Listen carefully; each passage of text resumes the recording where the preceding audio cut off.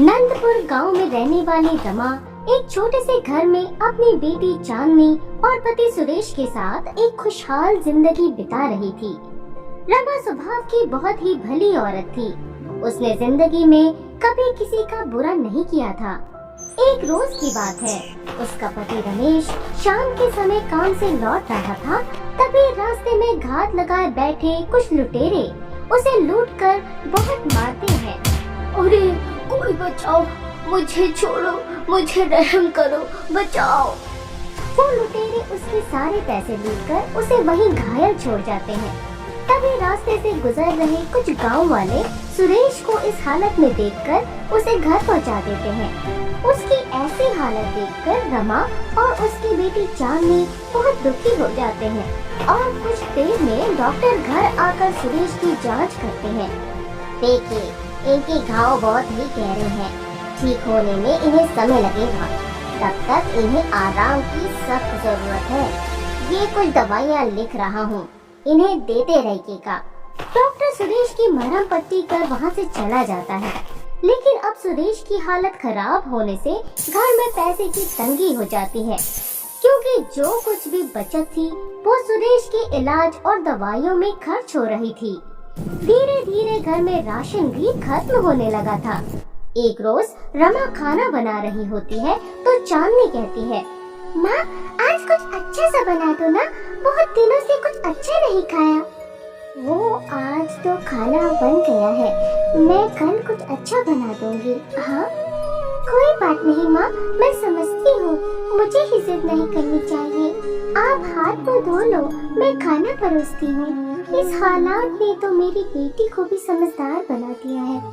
भगवान, कुछ तो मदद कर। रमा मुंह धोकर खाने बैठती है कि तभी उसके दरवाजे पर एक साधु दस्तक देता है। हरि ओम, कोई है जो इस साधु को भिक्षा दे? हरि ओम। माँ, कोई बाबा आए हैं लगता है, लेकिन घर में तो अनाज है नहीं। मैं उन्हें जाने को कह देती हूँ। नहीं नहीं बेटी, घर से किसी जरूरतमंद को खाली हाथ नहीं लौटाते। तो बैठ, देखती हूँ। तभी रमा अपनी खाने की थाली लेकर दरवाजे पर जाती है तो साधु एक बार फिर कहता है, कुछ अनाज हो तो दे दे बेटी, ये बाबा भूखा है, भगवान तेरा भला करेगा। माफ करना बाबा, अनाज तो नहीं है मुझ गरीब के पास, लेकिन ये खाना आप खा लीजिए। रमा उस बाबा को अपने हिस्से का खाना खिला देती है। खाना खाकर बाबा की भूख शांत होती है और वो मुस्कुराकर कहता है, बेटी, तूने मुझ साधु का पेट भरा है, तुम्हारा भी जरूर भला होगा। मुझसे जो हो सका बाबा मैंने किया। बाकी आप आशीर्वाद दें कि मेरे पति जल्दी ठीक हो जाए और मेरे घर के हालात सुधर जाए। सब ठीक होगा बेटी। मैं तुझे एक वरदान देता हूँ कि तू अपने ये हाथ जिस चीज पर तैरेगी वो आधी सोना और आधी चांदी हो जाएगी। लेकिन बस एक बार ही ऐसा होगा और मुझ भूखे का पेट भरने के चलते मेरे यहाँ से जाते ही तेरा पति भी स्वस्थ हो जाएगा। रमा साधु की बातों को सुनकर अचंभे में थी, लेकिन साधु के जाते ही उसके पति के सारे घाव ठीक हो जाते हैं। ये देखकर चांदनी खुशी से अपनी माँ के गले लग जाती है और रमा भी अपनी बेटी के सर पर प्यार से हाथ फेरती है। उसके हाथ लगाते ही चांदनी के बाल आधे सोने और आधे बाल चांदी के हो जाते हैं। ये देखकर रमा चांदनी से कहती है, ये तेरे बाल सोने चांदी के कैसे हो गए? ये कैसे चमत्कार है रमा, मेरा अचानक से ठीक हो जाना और चांदनी के सोने चांदी के बाल हो जाना। मेरे बाल सोने चांदी के? तभी चांदनी खुद को आईने में देखती है तो अपने काले घने बालों को सोने चांदी का देखकर दंग रह जाती है। तभी रमा कहती है, यानी ये उस साधु बाबा के वरदान का असर है। मैंने चांदनी के सर पर हाथ लगाया तो उसके बाल सोने चांदी के हो गए। साधु बाबा के कहे अनुसार ऐसा बस एक ही बार होना था। माँ, मेरे बाल कितने चमक रहे हैं, सोने चांदी के बाल। चांदनी जहाँ अपने सोने चांदी के बालों को लेकर खुश थी, तो वहीं रमा इस सोच में पड़ जाती है कि साधु का दिया ये वरदान उसकी बेटी के लिए कहीं श्राप साबित ना हो जाए। समय बीतता है और धीरे धीरे पूरे गांव में रमा की सोने चांदी के बालों वाली बेटी की बात फैल जाती है। एक रोज चांदनी बाजार से सामान लेकर लौट रही होती है। तभी गांव की औरतें उसे देखकर बातें बनाते हुए कहती हैं, अरे बिमला देख तो कितने चमक रहे हैं इसके सोने चांदी के बाल। चमक तो रहे हैं लेकिन क्या फायदा ऐसे सोने चांदी के बालों का। बाल तो काले घने ही अच्छे लगते हैं। अरे ऐसे सोने चांदी के बालों वाले से तो कोई लालच में आकर ही शादी करेगा। सही कह रही है, पता नहीं ऐसे बालों के साथ इसकी शादी होगी भी क्या नहीं। उन औरतों की बातें सुनकर चांदनी को अब तक अपने सोने चांदी के बालों से बहुत खुशी थी, पर अब वो सोच में पड़ जाती है और अपनी माँ के सामने अपनी चिंता जाहिर करती है।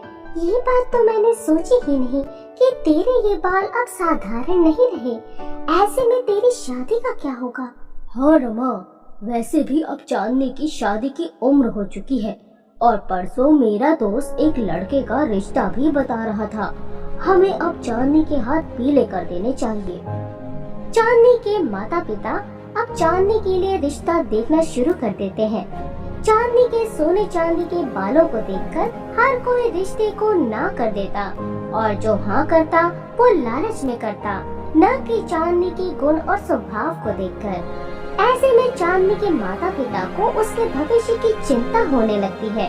एक रोज दोनों आपस में बात करते हुए कहते हैं, ये सोने चांदी के बाल तो मेरी बेटी के लिए मुसीबत हो गए हैं। ऐसे में क्या उसे उसका जीवन साथी कभी नहीं मिलेगा? ऐसा क्यों सोचती हो तुम? और भगवान पर भरोसा रखो, सब ठीक होगा। इस तरह समय बीतता है और एक रोज चांदनी जब मटके में पानी लिए घर लौट रही थी, तो तालाब किनारे उसे एक मछली तड़पती हुई नजर आती है।